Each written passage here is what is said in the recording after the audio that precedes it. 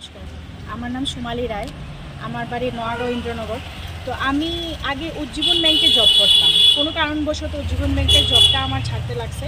তারপর আমি কিছুদিন পর মৌখিকভাবে আমার কওয়া হয়েছে যে এখানে জবের ইন্টারভিউ আছে, যাও। তো ওইখানে গিয়ে আমি মৌখিকভাবে ইন্টারভিউ নিয়েছি, আমার রিকোয়ারমেন্ট করা হয়েছে। তখন আমি জিজ্ঞেস করি যে আমার অফার লেটার কই, আমার অফার লেটার ছাড়া আমি কীভাবে জয়েন করব। তখন কইছে যে অফার লেটার দেওয়া হইব, তুমি আপাতত কাজ করো। এই কইরা আমি আজকে 5 মাস ধরে কাজ করতেছি, কিন্তু আমার কোনো অফার লেটার, অ্যাপয়েন্টমেন্ট লেটার নাই।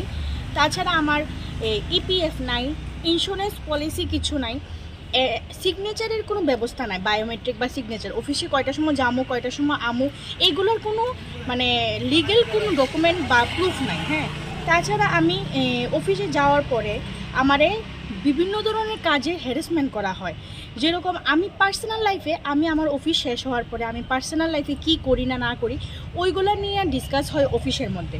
তো ওইগুলো ডিসকাস করার পরে আমার এইগুলো নিয়ে অপমান করা হয়, আমারে ফলো করা হয় আমি কোনখানে যাই অফিস শেষ হওয়ার পরে, যেটা কারণ মানে কোনো অফিসে অথরাইজ নাই যে আমি অফিস থেকে বাইরে কোথায় যেতেছি, কী করতেছি। ফলোটা কে করে? এই ফলোটা করে অফিসেরই কিছু সহকর্মী, আমারই সহকর্মী ফলো করা হয়। তারপর অফিসে ওইগুলো নিয়ে অপমানিত করা হয়। অফিসের নামটা কি? অফিসের নাম এসআরএস অ্যাডভাইজার প্রাইভেট লিমিটেড। অ্যাড্রেসটা কোনখানে? অ্যাড্রেসটা অ্যাকচুয়ালি কোনো সাইনবোর্ড নাই। অ্যাড্রেসটা আগে আরেকটা জায়গায় আসলো, অফিস লাইনই এখন আছে আপাতত।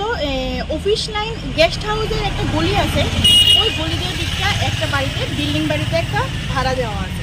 তো অ্যাকচুয়ালি সাইনবোর্ড নাই, যার লেগা মানে এটা স্পেসিফিক করা যেত না যে এই জায়গাটাতেই আছে, গেস্ট হাউসের পাশে, এটা আমি করতে পারি। তো এখন মেন কথাটা যেটা, আমি এটার লেগা অপমানিত হই, আমার মানে পার্সোনাল লাইফ নিয়ে আমার ডিসকাস হয় অফিসের মধ্যে সহকর্মীর দ্বারা। তারপর সহকর্মীর নাম দীপা সূত্রধর, আমার লগে এরকম ধরনের প্রতারণা করে, মানে অপমানিত করে। জুই দাস, তাছাড়া দেবাশিস চক্রবর্তী আমার উপরে গলা করে। আমি যতটুকু জানি একটা প্রাইভেট সংস্থানের মধ্যে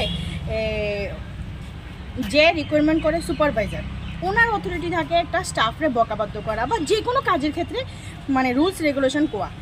তো এই অফিসের মধ্যে দেখলাম সহকর্মীরা শাসাশাসি করে, সহকর্মীরা ওই সব জিনিস নিয়ে ঘাটাঘাটি করে, বকাবকি করে। তো এরকম করে আমি মানসিকভাবে ভেঙে গেছিলাম গা, যার কারণে আমি আমার সুপারভাইজারে জানাইতে বাধ্য হয়েছি।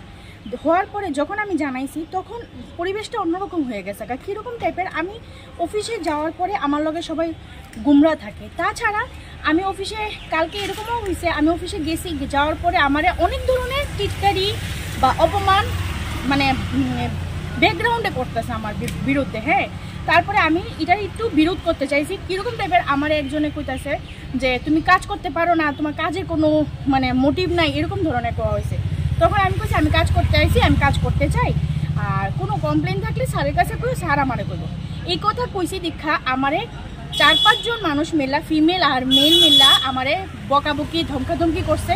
একটা মেয়ে দীপা সূত্রধর আমার উপরে হাতাপাই করতে আসছে, আরেকটা মেয়েকে ধরনে আমার কিছু করতে পারছে না। আমি ভয়ে ওই জায়গা থেকে বাইরে আয় পড়ছি।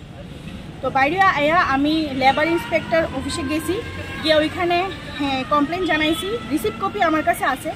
তারপর আমি পুলিশ স্টেশনে গেছি, ওমেন্স পুলিশ স্টেশন, ওইখানে গিয়ে আমি কমপ্লেন জানাইছি, ওইটারও রিসিপ্ট কপি আমার কাছে আছে।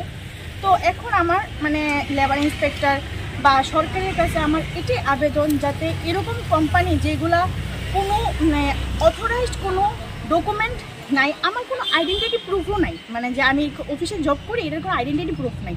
শুধু আমার কাছে একটাই প্রমাণ আছে, আমি কয়েকটা গ্রুপের সাথে জড়িত।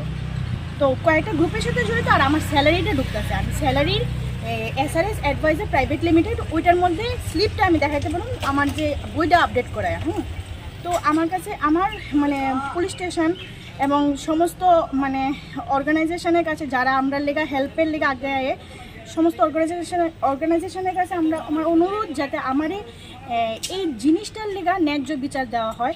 আমি একটা জায়গাতে কাজ করতে গেছি, ওইখানে আমারে মানে আনঅথরাইজডভাবে আমারে স্যালারি দেওয়া হইতেছে, আনঅথরাইজডভাবে আমার কাজ করানো হইতেছে, টাইমিং নির্ধারিত করে সহকর্মীরা। তাছাড়া অপমানিত হইতেছি আমি, পার্সোনাল লাইফ লিয়া ডিসকাস হইতেছে। তাছাড়া আমার ওইখানে অনেক ধরনের হুমকি, ইভেন কি কালকে হাতাপায়ের লিগা আগে হয়েছে, আমি বাইরে যাওয়া আমার কিছু করতে পারছি না।